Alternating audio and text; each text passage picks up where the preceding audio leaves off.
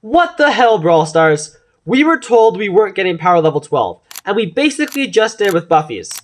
But why were they added?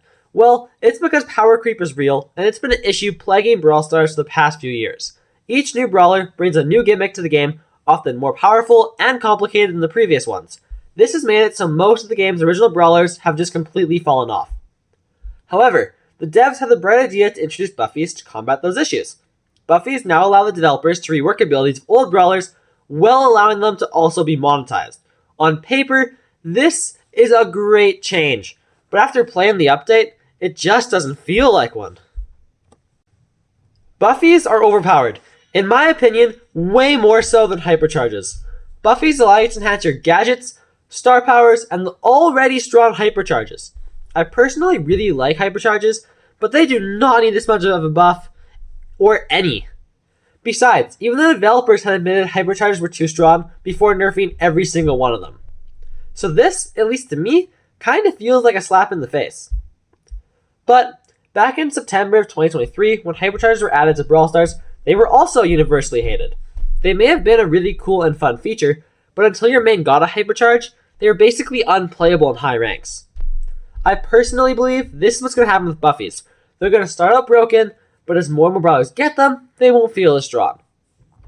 But, well, why are Buffies so dang strong? Well, as I highlighted earlier, unlike hypercharges, Buffies can affect gadgets, star powers, and hypercharges. So with the right build, you will always have at least one aspect of your brawler boosted. With your hypercharges now also boosting your main attack, allowing your brawler to deal double the damage, have more projectiles, or even make the attacks straight out undodgeable like Frank's.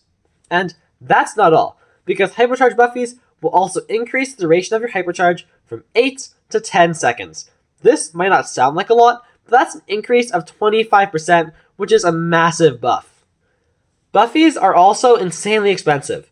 To get every Buffy on one brawler, it'll cost you 6,000 power points and 3,000 coins. Almost double the price of one hypercharge. That's already expensive, but you can only get them from a claw machine that's completely random. You could also get them with gems, but each type of Buffy has a different cost. Want a gadget Buffy? 149 gems. Star Power Buffy? 179 gems. And a Hypercharge Buffy will set you back 199 gems. Now, I don't know about you, but I think part of the reason they feel so pay to win and just not worth it is how bad of a deal it is to just get them with gems. It could be said that they cost more because you can then choose which Buffy you get, but it wouldn't even be worth it for a random Buffy. At half that cost, maybe, but even then I probably wouldn't consider it. Plus, why are Buffies only available randomly through a claw machine? Like, come on, that's monetization ripped straight from your average mobile game. Now, do I hate Buffies? No. I really do believe that they are a cool feature. They're just expensive. And I wouldn't complain if they dropped the price a bit, or a lot.